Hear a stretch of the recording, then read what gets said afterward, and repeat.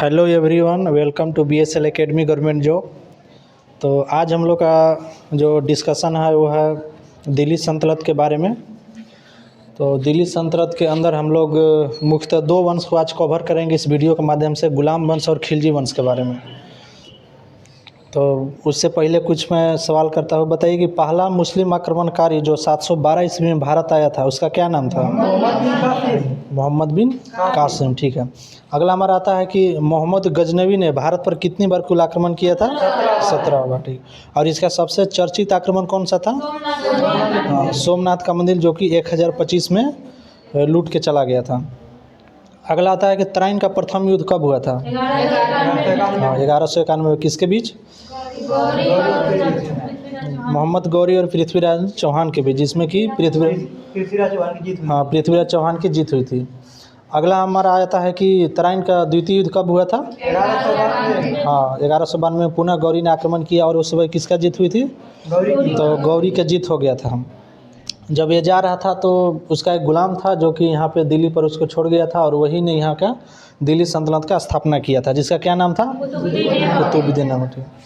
अगला होता है कि दिल्ली सल्तनत में कुल कितने राजवंश राज किए थे? 5। कौन कौन?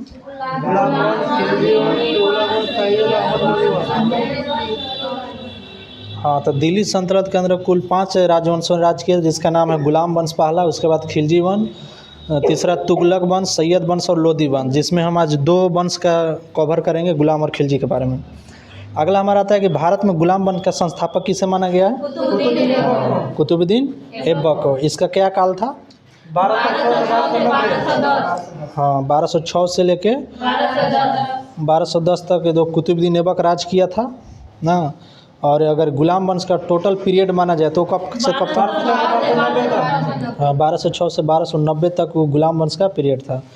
अगला हमारा था कुतुबुद्दीन ऐबक कितने वर्षों तक राज किया था? 4 वर्षों तक। 1206 से लेकर 1210 तक कुल 4 वर्षों तक ही राज करने पाए थे। अगला आता है कुव्वत उल इस्लाम मस्जिद का निर्माण किसने करवाया? तो कुतुबुद्दीन ऐबक ने ही करवाया है कुव्वत उल इस्लाम मस्जिद का निर्माण। अगला हमारा आता है कि अजमेर में 2.5 दिन का झोपड़ा किसने बनवाया है? तो ये भी कुतुबुद्दीन ऐबक ने ही बनवाया है।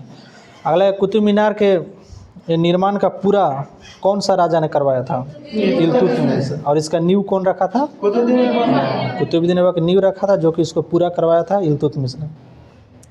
अगला हमारा क्वेश्चन आता है कि चौगान खेलते समय किस शासक की मृत्यु हो गई थी? तो कुतुबुद्दीन ऐबक की ही मृत्यु हो गई थी 1210 में। अगला हमारा आता है कि इल्तुतमिश गद्दी पर कब बैठा था? तो 1210 से 1236 तक ये राज किया था दिल्ली सल्तनत के ऊपर। अगला हमारा था कि रजिया सुल्तान किसकी बेटी थी? तो इल्तुतमिश की ही बेटी थी रजिया सुल्तान। अगला हमारा क्वेश्चन आता है प्रथम महिला शासिका कौन थी? तो वो प्रथम महिला शासिका थी रजिया सुल्तान, जो कि 1236 से 1240 तक, ये भी कुल 4 वर्षों तक ही राज कर पाई थी। अगला हमारा आता है कि किसके शासनकाल में सबसे अधिक मंगोलों का आक्रमण हुआ था? अलाउद्दीन खिलजी। तो अलाउद्दीन खिलजी के समय मंगोलों का सबसे ज़्यादा आक्रमण हुआ था। अगला हमारा क्वेश्चन आता है कि दिल्ली को अपने साम्राज्य की राजधानी बनाने वाला प्रथम शासक कौन था? इल्तुतमिश। इल्तुतमिश। कुतुबुद्दीन ऐबक का लाहौर में था, जो कि इल्तुतमिश जब राजा बना तो लाहौर से दिल्ली को परान के स्थानांतरित करके राजधानी बनाया था। अगला हमारा आता है कि रजिया सुल्तान की हत्या किस जगह पर हुई थी? कैथल एक जगह हरियाणा के अंदर, जहाँ पर 1240 ईस्वी में डाकुओं के द्वारा इसकी हत्या कर दिया गया था। अगला हमारा क्वेश्चन आता है कि रजिया सुल्तान के बाद अगला शासक कौन बना?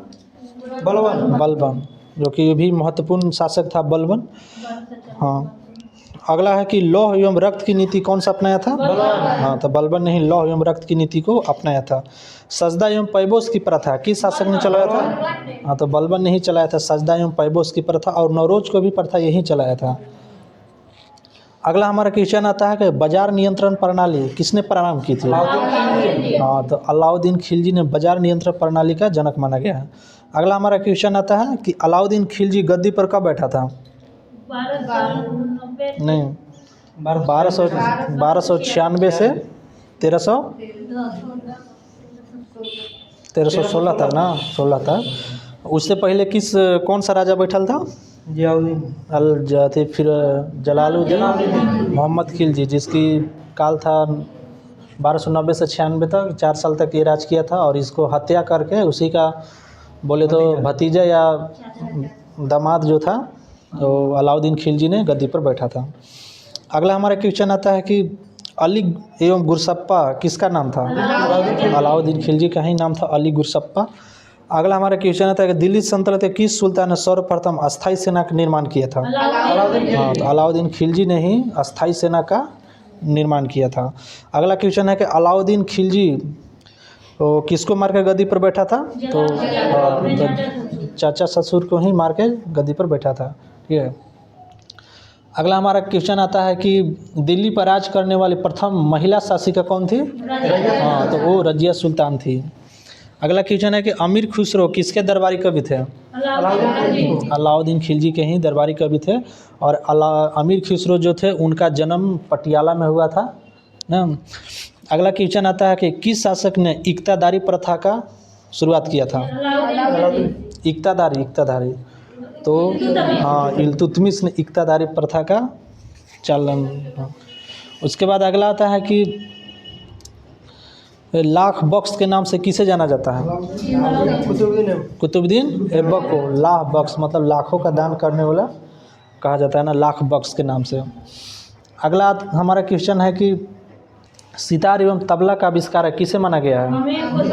हाँ, तो अमीर खुसरो को ही माना गया है सितार एवं तबला का आविष्कारक। अगला क्वेश्चन है कि अलाउद्दीन खिलजी ने दक्षिण भारत अभियान के लिए किसे भेजा था? मलिक काफूर को, उसका सेनापति था जो कि उसको दक्षिण भारत अभियान के लिए भेजा था। अगला हमारा क्वेश्चन आता है कि सैनिकों को नगद वेतन देने की शुरुआत किसने किया था? हाँ, तो अलाउद्दीन खिलजी ही थे जो कि सैनिकों को नगद वेतन देने की शुरुआत किए थे। अगला हमारा क्वेश्चन आता है कि दिल्ली सल्तनत किस शासक ने दुधारू पशु पर भी टैक्स लगाया था? तो अलाउद्दीन खिलजी ने ही दुधारू पशु पर भी टैक्स लगाया था। अगला हमारा आता है कि दिल्ली के किस शासक ने सिकंदर सानी की उपाधि धारण किया था? हाँ, तो अलाउद्दीन खिलजी ने खुद को सिकंदर सानी मतलब दूसरा सिकंदर के नाम से खुद को धारण किया था। और अगला हमारा क्वेश्चन आता है कि दिल्ली के किस शासक ने चालीसा दल का गठन किया था? नहीं, अलाउद्दीन खिलजी ने। इल्तुतमिश चालीसा दल मतलब कि 40 गो सरदारों का एक दल होता था, समूह, जिसने चलाया था। और इसको समाप्त कौन किया था? नहीं, बलबन। इसका समाप्त कौन किया था? बलबन ने समाप्त कर दिया था चालीसा दल को। ठीक। और हमारा अगला क्वेश्चन है कि दिल्ली सल्तनत खिलजी वंश का अंतिम शासक किसे माना गया? मुबारक शाह खिलजी को माना गया, जो कि इसको हत्या करके गयासुद्दीन तुगलक ने एक तुगलक वंश की स्थापना कर दिया था। तो आज का जो हमारा टॉपिक है गुलाम वंश, खिलजी वंश, वीडियो के माध्यम से कवर हुआ। थैंक यू, धन्यवाद।